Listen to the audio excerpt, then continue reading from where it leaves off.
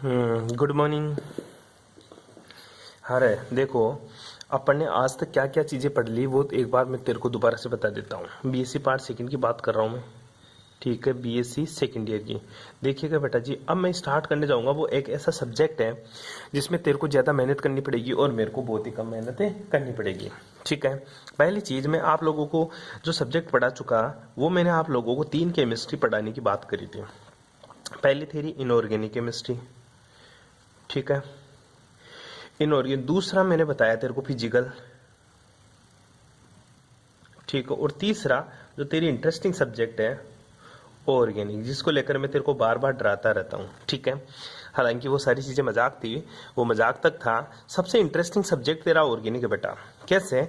Number तो इसी में निकाल सकता है। हालांकि यह है पूरी की पूरी रिएक्शन के ऊपर, लेकिन बड़ा इंटरेस्टिंग सब्जेक्ट है। फिजिकल में तेरा काम खतरनाक वाला है, इनऑर्गेनिक में भी तेरा काम खतरनाक है। इनऑर्गेनिक में मैंने जो करवा दी, तू मिला लेना तेरे नोट से। थर्ड, फोर्थ और फिफ्थ, ये 3 यूनिट मैंने तेरे को इनऑर्गेनिक में करवा दी। बच कौन सी रही है? फर्स्ट और सेकंड तेरी यूनिट बच रही है। किसमें? इनऑर्गेनिक में। दोनों एक ही चीज के ऊपर बेस्ट है, ट्रांजिशन मेटल एलिमेंट्स के ऊपर, जो तेरी रिमेनिंग है, ठीक है बेटा। फिजिकल केमिस्ट्री में मैंने तेरे को कौन कौन सी यूनिट करवा दी? फिजिकल केमिस्ट्री में मैंने तेरे को फोर्थ और फिफ्थ यूनिट करवा दी, ठीक है। फर्स्ट और सेकंड जो तेरी थर्मो है, ठीक है, एक साथ चलेगी, और थर्ड तेरी अलग चलेगी, ठीक है। ध्यान दीजिएगा इस चीज के बारे में। अब आज मैं स्टार्ट कर रहा हूँ तेरी ऑर्गेनिक केमिस्ट्री। ऑर्गेनिक केमिस्ट्री में फर्स्ट यूनिट में आपको पढ़ा रहा हूँ। अब देखिएगा, अब अपन ऑर्गेनिक केमिस्ट्री को खत्म करके फिर इनका जो भी रिमेनिंग पोर्शन है उनको खत्म करेंगे, ठीक है। आपको सबको अलग अलग बुक बनानी है, ऑर्गेनिक की अलग बनानी है, इनऑर्गेनिक की अलग कॉपी बनानी है, और फिर फिजिकल की अलग बनानी है, ठीक है। मैं ऐसा इसलिए पढ़ा रहा हूँ, कभी ये पढ़ाता हूँ, कभी ये पढ़ाता हूँ, अब ये पढ़ा रहा हूँ, ठीक है। इसका मतलब ऐसा होता है कि आप बोर ना हो, ठीक है। आई बात समझ में? इसमें अपन ने 3 यूनिट कर ली, इसकी 2 यूनिट कर ली, आई बात समझ में? अब आज इसकी अपन यूनिट स्टार्ट करने जा रहे हैं फर्स्ट, ठीक है। फर्स्ट यूनिट है। अब ऑर्गेनिक जो भी है सारी की सारी वो तेरी थ्योरेटिकल है, ठीक है। तो मैं जो भी ऑर्गेनिक केमिस्ट्री होंगे उनको बाय नोट्स पढ़ाऊंगा। तेरे को बहुत ज्यादा मेहनत करनी पड़ेगी, बहुत ज्यादा पढ़ना पड़ेगा, ठीक है। और मेरा काम है उसमें कम, ठीक है। चलो स्टार्ट करते हैं ऑर्गेनिक केमिस्ट्री। ऑर्गेनिक केमिस्ट्री की तेरी फर्स्ट यूनिट है। कौन सी केमिस्ट्री पढ़ेंगे आज अपन? ऑर्गेनिक केमिस्ट्री, ठीक है। ऑर्गेनिक केमिस्ट्री की जो फर्स्ट यूनिट है ना तेरी, वो बड़ी इंटरेस्टिंग रिएक्शन है, ठीक है। वो तेरी किसके ऊपर बेस्ड है? पूरी की पूरी इलेक्ट्रो के ऊपर बेस्ड है, इलेक्ट्रोमैग्नेटिक स्पेक्ट्रम के ऊपर बेस्ड है, ठीक है। मतलब विद्युत चुंबकीय स्पेक्ट्रम या अवशोषण स्पेक्ट्रम, जिसको इंग्लिश में बोलते हैं electromagnetic spectrum absorption spectrum, electro magnetic spectrum, ठीक है। और इसी को क्या बोलते हैं अपन? अब्जॉर्प्शन स्पेक्ट्रम, ठीक है। ये तेरी यूनिट है, ठीक है। पहले मैं तेरे को एक बात के लिए बता देता हूं कि होता क्या है गुरुजी इसमें। ऑर्गेनिक केमिस्ट्री में जो स्पेक्ट्रम होता है वो इलेक्ट्रोमैग्नेटिक स्पेक्ट्रम क्या होता है या अवशोषण स्पेक्ट्रम क्या होता है, ठीक है। देख, पहली चीज स्पेक्ट्रम पे बात करते हैं। स्पेक्ट्रम का मतलब ये होता है जब सूरज की किरण आती है तेरी, ठीक है, जो लाइट आती है, ठीक है, जो लाइट होती है इसको तू बोलता है व्हाइट लाइट, मतलब श्वेत किरण। जो तेरे को दिखती है वो श्वेत रंग की किरण दिखाई देती है। इस श्वेत रंग की किरण को किसी प्रिज्म में से या किसी ग्रेटिंग में से, इस श्वेत रंग की किरण को किसी प्रिज्म में से या किसी ग्रेटिंग में से अगर गुरुजी मैं गुजारता हूं तो ये किरण क्या होती है? अलग अलग रंगों में विभक्त हो जाती है, ठीक है। अपने गुरुजी 7 के 7 रंगों में ये किरण विभक्त हो जाती है। इसी चीज को मैं क्या बोलता हूं? स्पेक्ट्रम बोलता हूं। क्या बोलता हूं? ये अपने विभिन्न रंगों में विभक्त हो जाती है, इसी को मैं क्या बोलता हूं? स्पेक्ट्रम, ठीक है। तो सबसे पहली बात होती है स्पेक्ट्रम क्या होता है? जब श्वेत प्रकाश की किरण को किसी प्रिज्म या ग्रेटिंग में से गुजारा जाता है तो वह विभिन्न रंगों या तरंगदैर्ध्यों के अवयव में प्रेक्षित हो जाती है। रंगों के इसी प्रेक्षेपण को स्पेक्ट्रम कहते हैं। जैसा बोला एज इट इज वापस सुन ले, डेफिनेशन लिख लेना स्पेक्ट्रम की, ठीक है बेटा। आगे देखिए, अब ये तेरी स्पेक्ट्रम होती है। अब स्पेक्ट्रम में अपन ने जो लाइट गुजारी वो किससे गुजारी? प्रिज्म में से। अब मेरे को स्पेक्ट्रोस्कोपी या फिर स्पेक्ट्रा क्या होता है, क्योंकि अपन पढ़ रहे हैं स्पेक्ट्रोस्कोपी, तो ध्यान देना, किसी अज्ञात संरचना वाले यौगिक का स्पेक्ट्रम ज्ञात करना एवं स्पेक्ट्रम का विश्लेषण कर उस यौगिक की संरचना की व्याख्या करना स्पेक्ट्रोस्कोपी कहलाती है, ठीक है। दोबारा से समझना, स्पेक्ट्रोस्कोपी क्या होती है, ठीक है। स्पेक्ट्रोस्कोपी को हिंदी में क्या बोलते हैं, स्पेक्ट्रमी बोलते हैं। स्पेक्ट्रोस्कोपी हिंदी में क्या बोलेंगे, स्पेक्ट्रमी बोलते हैं। स्पेक्ट्रोस्कोपी में क्या होता है गुरुजी, किसी अज्ञात क्रिस्टल या किसी अज्ञात संरचना वाले यौगिक के ऊपर, अज्ञात संरचना वाले यौगिक का स्पेक्ट्रम प्राप्त कर, अब देख क्या करेगा, श्वेत किरण को क्या करेगा कि ये तेरा प्रिज्म था, अब इस प्रिज्म या फिर जो भी तेरा ग्रेटिंग था, इसमें मैंने कोई अननोन सैंपल डाल दिया, ठीक है। तू लेबोरेटरी में गया और तूने क्या बनाया, कोई ना कोई एक सैंपल बना दिया और कोई ना कोई केमिकल बना दिया। आई बात समझा। अब तू पूछेगा गुरुजी इसका नाम क्या है, इसकी संरचना कैसी है, तो मैं क्या बोलूंगा तेरे को कि जा तो इसकी स्पेक्ट्रोस्कोपी करा के ला। स्पेक्ट्रोस्कोपी कराने का मतलब यही होता है, ठीक है, तू लैब में जाएगा और उसका स्पेक्ट्रम लेगा। स्पेक्ट्रम लेने से तेरे को जो अननोन सैंपल तूने बनाया लैब में, उसका क्या करेगा, तू विश्लेषण करेगा, ठीक है। अननोन सैंपल की रीडिंग आएगी तेरी कंप्यूटर के अंदर, फिर उसको तू पढ़ेगा, पढ़कर उसकी संरचना का जो तू मान, जो संरचना की जो व्याख्या करेगा, ठीक है, वही तेरी क्या कहलाती है, स्पेक्ट्रोस्कोपी कहलाती है। तो दोबारा से समझ ले, किसी अज्ञात संरचना वाले यौगिक का स्पेक्ट्रम प्राप्त करना एवं स्पेक्ट्रम का विश्लेषण कर उस यौगिक की संरचना की व्याख्या करना स्पेक्ट्रोस्कोपी कहलाती है। क्या कहलाती है बेटा, स्पेक्ट्रोस्कोपी कहलाती है। और जो तेरे को कंप्यूटर के अंदर जो तेरे को स्पेक्ट्रम मिलेगा, ठीक है, इस टाइप का, ठीक है, ऐसा ऐसा ऐसा कुछ स्पेक्ट्रा मिलता रहता है, ठीक है। इसी को क्या बोलता हूं मैं, स्पेक्ट्रा बोलता हूं। क्या बोलूंगा इसको मैं, स्पेक्ट्रा। तो 3 डेफिनेशन हो गई। पहली स्पेक्ट्रम, दोबारा से लिख ले, हेडिंग लगा ले, स्पेक्ट्रम। स्पेक्ट्रम की क्या डेफिनेशन लिखेगा, जब श्वेत प्रकाश की किरण को किसी प्रिज्म या ग्रेटिंग से गुजारा जाता है तो ये विभिन्न रंगों या तरंगदैर्ध्य के अवयव में प्रेक्षित हो जाता है। रंगों के इसी स्पेक्ट्रम को स्पेक्ट्रम कहते हैं, रंगों के इसी प्रक्षेपण को स्पेक्ट्रम कहते हैं। लिख लिया। दूसरी डेफिनेशन लिखेगा तो स्पेक्ट्रोस्कोपी की क्या लिखेगा, स्पेक्ट्रोस्कोपी की किसी अज्ञात संरचना वाले यौगिक का स्पेक्ट्रम प्राप्त करना एवं स्पेक्ट्रम का विश्लेषण कर उस यौगिक की संरचना की व्याख्या करना स्पेक्ट्रोस्कोपी कहलाती है। लिख लिया यहाँ तक, ठीक है। स्पेक्ट्रम के बहुवचन को स्पेक्ट्रा कहते हैं, ये भी लिख लेना, ठीक है। आगे चलते हैं अपने विद्युत चुम्बकीय विकिरण। देख ले भाई, नोट साथ साथ बना लेना। आगे क्या बात करेंगे, विद्युत चुम्बकीय विकिरण, क्योंकि तूने पढ़ा इलेक्ट्रोमैग्नेटिक स्पेक्ट्रम, ठीक है। अब ये इलेक्ट्रोमैग्नेटिक क्या होती है गुरुजी, या तो इलेक्ट्रिक करंट होता है या फिर मैग्नेटिक करंट होता है, पर ये इलेक्ट्रोमैग्नेटिक क्या होता है, ठीक है। तो ध्यान देना बेटा, इलेक्ट्रोमैग्नेटिक है,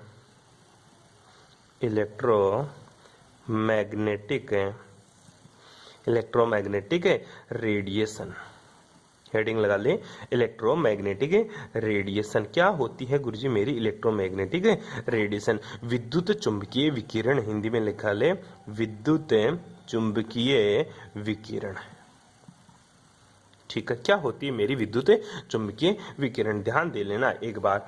एक तरफ ये मैंने एक ग्राफ खींच दिया चिन्ह सा छोटा सा, ठीक है। इधर कौन सी किरणें जा रही है, विद्युत किरणें, कौन सी रहे, विद्युत किरणें, ठीक है। और इधर कौन सी किरणें जा रही है, चुंबकीय किरणें, कौन सी किरणें। और इन दोनों के बीच से जो किरण निकलेगी, इन दोनों के बीच से जो किरण निकलेगी, जो रे निकलेगी बेटा, उसी को मैं क्या बोलूंगा, इलेक्ट्रोमैग्नेटिक विकिरण, विद्युत चुंबकीय विकिरण। क्या बोलूंगा इसी को, विद्युत चुंबकीय विकिरण। दोनों का मिला जुला रूप किसको दिखाता है बेटा, विद्युत चुंबकीय विकिरण को, ठीक है। और जो विद्युत चुंबकीय विकिरण है, ये प्रकाश की द्वैत प्रकृति को दर्शाती है, प्रकाश की द्वैत प्रकृति को दर्शाती है। जो विद्युत चुंबकीय विकिरण है, ये प्रकाश के ड्यूअल नेचर को दर्शाती है। ध्यान देना ना, प्रकाश विद्युत चुंबकीय विकिरणों से मिलकर बना होता है। जो प्रकाश होता है तेरा, वो किससे, विद्युत चुंबकीय विकिरणों से मिलकर बना होता है, जो प्रकाश की द्वैत प्रकृति को दर्शाता है। लिख लेगा ऐसी बात, प्रकाश किसको दर्शाता है, प्रकाश विद्युत चुंबकीय विकिरणों से मिलकर बना होता है, जो प्रकाश की द्वैत प्रकृति को दर्शाता है। कोई प्रॉब्लम यहाँ तक है, अरे कोई दिक्कत है, ठीक है, कोई प्रॉब्लम यहाँ तक है, आई बात समझ में। प्रकाश की ऊर्जा किससे दिखाते हैं, या विद्युत चुंबकीय विकिरणों की जो ऊर्जा किससे दिखाते हैं, तो क्या लिखिएगा, प्रकाश की किरण किससे मिलकर बनी होती है, विद्युत चुंबकीय विकिरणों से मिलकर बनी होती है, ठीक है। ये जो विद्युत चुंबकीय विकिरण है ना, क्या होता है, यहां से आगे लिखिएगा,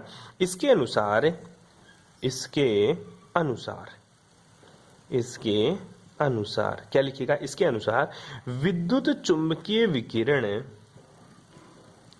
इसके अनुसार विद्युत चुंबकीय विकिरणों का अवशोषण, विद्युत चुंबकीय विकिरणों का अवशोषण तथा उत्सर्जन, अवशोषण तथा उत्सर्जन सतत न होकर, सतत न होकर, सतत न होकर ऊर्जा के पैकेट के रूप में,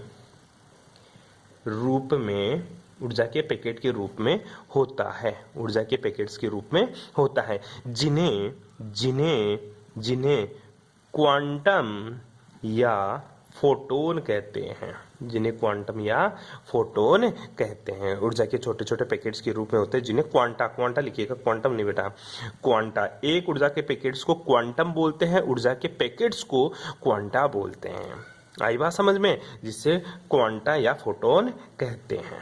ठीक है, अब उस ऊर्जा का मान क्या होता है, इक्वल्स टू एच न्यू होता है, इक्वल्स टू एच न्यू होता है मेरा। ठीक है, इक्वल्स टू एच न्यू। ठीक है, जहां पे एच क्या होता है, प्लांक नियतांक, प्लांक नियतांक होता है। न्यू क्या होती है, मेरी आवृत्ति होती है। क्या होती है बेटा, न्यू मेरी गुरुजी आवृत्ति होती है। और न्यू किसके बराबर होता है, सी अपॉन लेमडा के बराबर होता है। जहाँ सी क्या होता है, सी गुरुजी मेरा प्रकाश का वेग होता है। क्या होता है बेटा, प्रकाश का वेग। और लेमडा क्या होता है, प्रकाश का तरंगदैर्घ्य, प्रकाश का तरंगदैर्घ्य। क्या होता है बेटा, प्रकाश का तरंगदैर्घ्य। ध्यान दे लेना ये चीज। ठीक है, ये चीज आपको आनी चाहिए, कोई प्रॉब्लम बेटा। जब न्यू की वैल्यू पुट करेगा तू, तो आंसर क्या आएगा वो मेरे को बता सकता तू। तो इस वैल्यू पुट करूंगा, इक्वल्स टू एच, न्यू की जगह सी अपॉन लेमडा, इक्वल्स टू क्या होता है, सी अपॉन लेमडा होता है बेटा। और एच क्या होता है, तेरा प्लांक नियतांक होता है, जिसका मान कितना होता है, 6.62 इंटू 10 की पावर माइनस का 34 जूल सेकेंड होता है। क्या होता है बेटा, जूल सेकंड होता है। 80 क्या होता है, प्रकाश का वेग। और प्रकाश का वेग कितना होता है, 3.0 इंटू 10 की पावर 8 मीटर पर सेकंड होता है। क्या होता है बेटा, मीटर पर सेकंड होता है। और आवर्ती का मात्रक क्या होता है, आवर्ती का मात्रक बेटा हर्ट्ज होता है। क्या होता रहे, आवर्ती का मात्रक गुरुजी हर्ट्ज होता है। और तरंगदैर्घ्य का जो मात्रक होता है, इसका मात्रक क्या होता है बेटा, सेंटीमीटर इनवर्स या फिर मीटर इनवर्स होता है। क्या होता है, सेंटीमीटर इनवर्स या फिर मीटर इनवर्स इसका मात्रक होता है। यहां तक किसी को कोई प्रॉब्लम, अरे कोई दिक्कत रहे। ठीक है, ये छोटी छोटी बातें बताई मैंने तेरे को लाइट के लिए। ठीक है, अब अपन पढ़ेंगे जो अवशोषण और उत्सर्जन स्पेक्ट्रम क्या होते हैं गुरुजी। अवशोषण और उत्सर्जन, बेटा अवशोषण नियम पढ़ेंगे अपन। अवशोषण स्पेक्ट्रम और उत्सर्जन स्पेक्ट्रम अपने सिलेबस में नहीं है, पर तू फिर भी लिख लेना अवशोषण स्पेक्ट्रम क्या होता है। ठीक है, एक तो अवशोषण स्पेक्ट्रम, ठीक है, और दूसरा क्या लिखिएगा, उत्सर्जन स्पेक्ट्रम। ठीक है, अवशोषण स्पेक्ट्रम और उत्सर्जन स्पेक्ट्रम का मतलब होता है, जो अवशोषण स्पेक्ट्रम होता है ये लाइट के प्रकाश के अवशोषण करने पर उत्पन्न होता है। ठीक है, ध्यान देना, जब किसी स्रोत से प्राप्त प्रकाश को अवशोषण करने वाले माध्यम, जैसे तेरा सॉलिड हो, द्रव हो या गैस हो, से गुजारा जाता है, तो परिणामी प्रकाश का स्पेक्ट्रम का विश्लेषण किया जाता है, जिससे प्राप्त स्पेक्ट्रम को क्या कहते हैं, अवशोषण स्पेक्ट्रम। मतलब लाइट को, प्रकाश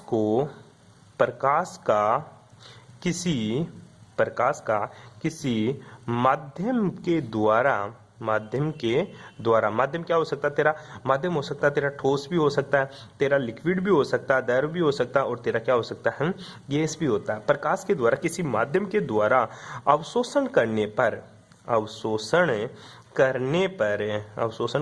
पर प्राप्त स्पेक्ट्रम क्या कहलाता है बेटा, अवशोषण स्पेक्ट्रम कहलाता है। कौन सा स्पेक्ट्रम कहलाता है बेटा, अवशोषण स्पेक्ट्रम कहलाता है। ठीक है, इसी प्रकार तेरा उत्सर्जन स्पेक्ट्रम क्या कहलाता है। ठीक है, उत्सर्जन स्पेक्ट्रम क्या होता है, जब किसी प्रकाश को ताप्त दीप्त मतलब इंसिडेंस तक गर्म करते हैं, तो किसी गैस से विद्युत विसर्जन होता है, जो पदार्थ या विकिरण का उत्सर्जन करने लगते हैं, और इन्हीं विकिरणों को क्या बोलते हैं अपन, उत्सर्जन स्पेक्ट्रम। ठीक है, क्या करेगा, जब किसी प्रकाश द्वारा किसी माध्यम को किसी माध्यम को ताप दीप्त किया जाता है, क्या रे बेटा, ताप दीप्त तक गर्म किया जाता है, गर्म किया जाता है। ताप दीप्त का मतलब होता है बेटा वो चमकने लग जाए, इतना गर्म करूं, ठीक है। जब किसी प्रकाश द्वारा किसी माध्यम को ताप दीप्त तक गर्म किया जाता है तो उस माध्यम के द्वारा, उस माध्यम के द्वारा जो विकिरणें उत्सर्जित की जाती है तो एक स्पेक्ट्रम प्राप्त होता है, एक स्पेक्ट्रम प्राप्त होता है जिसे उत्सर्जन स्पेक्ट्रम कहते हैं। क्या बोलेगा, जिसे उत्सर्जन स्पेक्ट्रम कहते हैं। तो आज की क्लास में क्या क्या चीजें पढ़ी दोबारा देख लीजिएगा एक बार के लिए। अपन ने पढ़ा गुरुजी ऑर्गेनिक केमिस्ट्री में सबसे पहले स्पेक्ट्रम।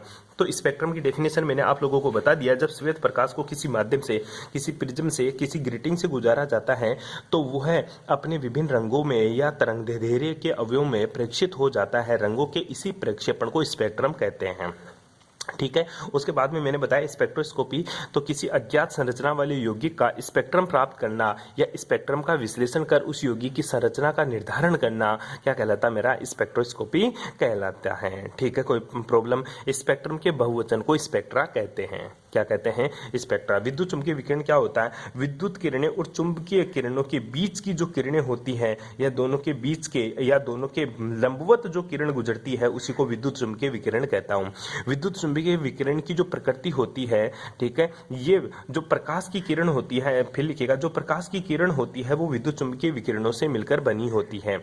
जो प्रकाश की प्रकृति द्वैत प्रकृति की होती है, जिसके अनुसार प्रकाश की किरणें विद्युत चुंबकीय क्षेत्र में अवशोषण तथा उत्सर्जन सतत न होकर ऊर्जा के छोटे छोटे पैकेट्स के रूप में होता है, जिन्हें क्वांटा या फोटोन कहते हैं। फिर मैंने एनर्जी का फॉर्मूला लिख दिया बेटा आपके लिए, equals to H new. H क्या होता है, प्लांक नीता, जिसका मान कितना होता है 6.62 इंटू 10⁻⁻34 जूल सेकेंड। न्यू क्या होती है, आवर्ती C upon lambda, value put कर दी, equals to H nu upon C. अब अवशोषण दो प्रकार के, स्पेक्ट्रम दो प्रकार के होते हैं। यहाँ पे क्या लिखेगा, टाइप ऑफ स्पेक्ट्रम, ठीक है। स्पेक्ट्रम के प्रकार, स्पेक्ट्रम दो प्रकार के मिलते हैं मेरे को, पहला अवशोषण स्पेक्ट्रम, दूसरा उत्सर्जन स्पेक्ट्रम। दोनों की डेफिनेशन मैंने आप लोगों को लिखा दी। बाकी की बातें करेंगे अपन नेक्स्ट क्लास में। Thanks for cooperation. यहां तक का काम हो जाना चाहिए, ध्यान दे लेना, ठीक है। Okay, thanks for cooperation.